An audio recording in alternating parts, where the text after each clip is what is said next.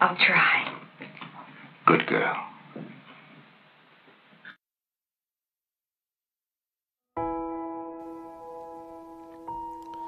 So here we are today in the 21st century, and we are seeing a mass movement where black people in America are seeking out their identity.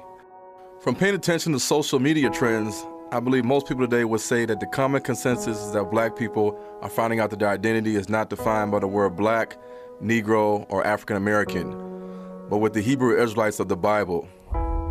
But as we all know, because of years of being taught incorrectly in church that we are the Gentiles, when the Most High reveals the truth to his people, we have a choice to either accept it or reject it. Either way, the truth doesn't change.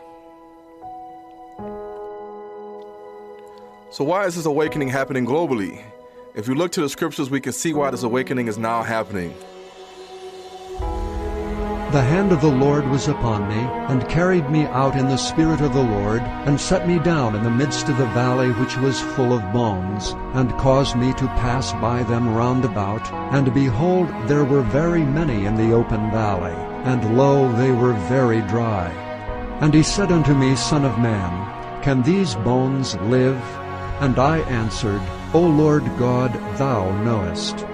Again he said unto me, Prophesy upon these bones, and say unto them, O ye dry bones, hear the word of the Lord. Thus saith the Lord God unto these bones, Behold, I will cause breath to enter into you, and ye shall live. And I will lay sinews upon you, and will bring up flesh upon you, and cover you with skin, and put breath in you, and ye shall live. And ye shall know that I am the Lord. So I prophesied as I was commanded, and as I prophesied there was a noise, and behold a shaking, and the bones came together, bone to his bone. And when I beheld, lo, the sinews and the flesh came up upon them, and the skin covered them above, but there was no breath in them. Then said he unto me, Prophesy unto the wind, prophesy, Son of man, and say to the wind, Thus saith the Lord God, Come from the four winds, O breath, and breathe upon these slain, that they may live. So I prophesied as he commanded me, and the breath came into them, and they lived and stood up upon their feet, an exceeding great army. Then he said unto me, Son of man, these bones are the whole house of Israel. Behold, they say, Our bones are dried, and our hope is lost. We are cut off for our parts. Therefore prophesy and say unto them, Thus saith the Lord God, Behold, O my people, I will open your graves, and cause you to come up out of your graves, and bring you into the land of Israel. And ye shall know that I am the Lord, when I have opened your graves, O my people, and brought you up out of your graves, and shall put my spirit in you, and ye shall live, and I shall place you in your own land. Then shall ye know that I, the Lord, have spoken it, and performed it, saith the Lord. The word of the Lord came again unto me, saying, Moreover, thou son of man, take thee one stick, and write upon it, For Judah, and for the children of Israel his companions. Then take another stick, and write upon it, For Joseph, the stick of Ephraim, and for all the house of Israel his companions. And join them one to another into one stick, and they shall become one in thine hand. To fully understand the biblical component of this awakening of Negroes to their true Israelite identity, we have to go back to the past. So the plantation system, in a smaller and modified way, continued and can be found in the South today. Much of the work is still done by hand. Much of the wealth still comes from one crop, cotton. Most of the workers are Negroes who live on the plantation. Today, the man who owns the plantation is called the landlord. The men who work the farm are tenants. And so the landlord, the laborers, and the land are still the important parts of the plantation system. Today, this owner has less land than the plantation owner of the past, and he lives in a house that is less pretentious than the great mansions of earlier times. The tenant farmers and their families live on the plantation.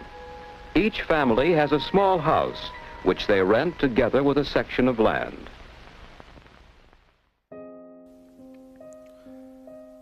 After Abraham freed the slaves on January 1st, 1863, many Negroes in America were hopeful that things would change. Sharecropping was just another form of slavery by another name. In the 1900s, we thought that segregation was bad and integration was good for us. But here we are in the 21st century, and things seem to have been better when we had our own communities like Black Wall Street, when we were forced to work with each other. For many black people in America who are waking up, we now know that all of our struggles in America has been because of the curses of Israel. But just like Malcolm X said, there are still many of us who are asleep Negroes, and there are many of us who are trapped with the mentality of the house Negro. Just see for yourself. This is Harlem. Harlem has always had the reputation of being a place of music, gaiety, and excitement. But to us, it has another meaning. Here, only Negroes live. How did this come about? The Negro was brought from Africa to be sold into slavery. A century ago, slavery was abolished, but a pattern of segregation took its place. Although there have been significant changes, we are still deprived in many instances of full rights and opportunities. For example, there are hospitals in which the surgeons we saw earlier are not allowed to practice. And in some states, we are still restricted by signs like these. Later in this film, we shall see some of the ways in which the situation is changing. But first, let us ask a cross-section of Negroes how segregation affects their lives. Segregation to the average Negro means being held back. He's looking for progress. He wants to move forward in the American mainstream. Segregation holds him back. I think it's something that's ridiculous. You take the white people in the South that, or not only in the South, anywhere, that refuses to allow a Negro man or a Negro woman to sit in a restaurant or to ride next to them in a bus or a train or anything, and then on the other hand turns around and wants a colored woman to come into their home and cook their food and serve them their dinner after having our hands all in their food. I think somebody's got to be crazy there. Up to this present time, it hasn't affected me at all. As far as my work and my social activities, up until this present time, I can say it hasn't affected me. In order to understand how any Negro feels under segregation, you have to realize that from the time of infancy, he has it pounded into him that he's not as good as other people. There are things he cannot do. Don't do this, you can't do this, you can't do the other. It builds into a man a feeling of inferiority, a feeling of frustration, a feeling of resentment. So much bitterness built up in a person and resentment when you know that you're being segregated against simply because you're black and there's nothing that you can do about it. There is something you're trying to do about it. These students are typical of many throughout the country, both Negro and white, who have been effective in breaking the barriers of segregation. Sense the confidence and dedication of these young people as they discuss their plans. Talking about was the possibility of spending your Christmas in jail. I think the most beautiful thing that we could do would be to stage a mass sit-in or some type of demonstration. And if they did not serve us, to remain until they served us. If arrested, to go in jail and refuse bail. That's what I think will have a much larger impact than just mere arrest. I'd like to hear your comments on it and see exactly what you think and how you feel about it. Tommy? We've been getting public sympathy, but not enough by just going in and coming out. And if we decide to spend Christmas in jail, then I'll go. That's all. How many people would actually feel committed enough right now that if it came to this, they would spend their time in jail over Christmas holidays? Through the years, Negroes have always protested against segregation. But what you see here is an example of a new spirit. Nightmares are not the sole property of Southern sleepers. This is Brooklyn, New York, where headlines tell of repeated incidents of police brutality. Perhaps I'm not the right person to talk about this case, but I feel it so deeply and so closely that I'll not rest until somebody pays for the death of Al Garrett, were he my brother.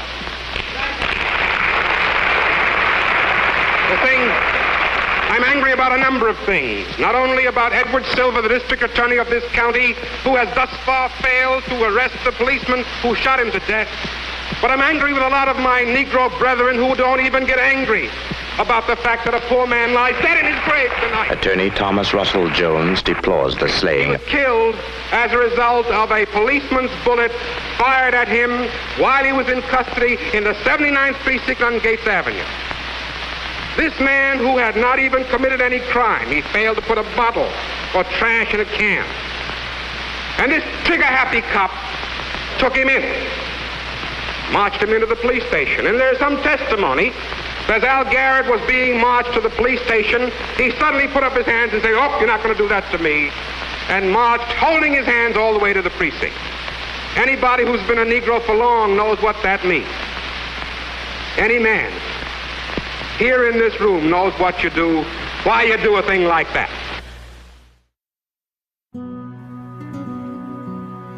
Throughout history, European powers have invaded and conquered vast lands, from the north to the south and from the east to the west. But the biggest effects of European Japhetic invasion has been by far in the Americas, the Caribbean, and Africa.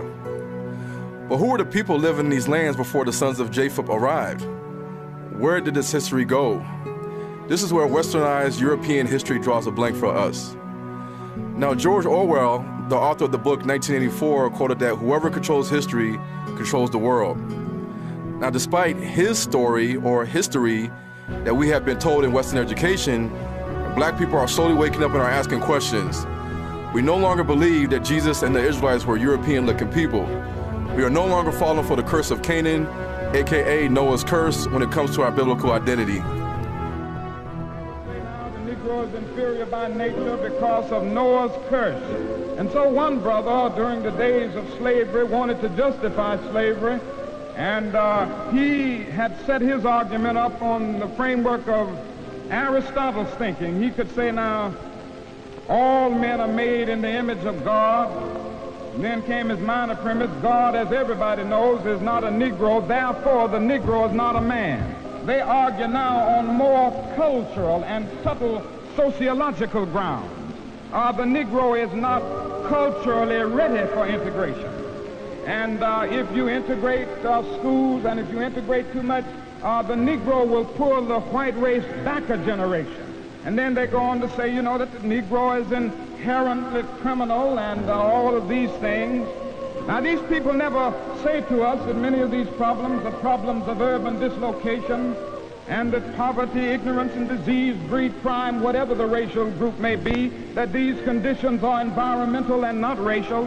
And it is a torturous logic to use the tragic results of segregation and discrimination as an argument for the continuation of it. But I submit to you this evening that this way of nonviolence will help us not to seek to rise from a position of disadvantage to one of advantage, thus subverting justice. We will not substitute one tyranny for another, for black supremacy is as dangerous as white supremacy. The time to do right is now, and that the time is always.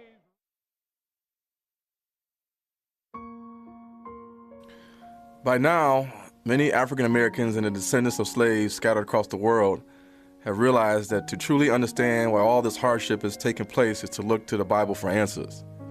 For many of us, the Most High has turned on the light bulb, revealing our answers through Deuteronomy 28 and the curses of Israel. As much as we may not want to believe it, we cannot run away from our true identity and the covenant our ancestral forefathers broke.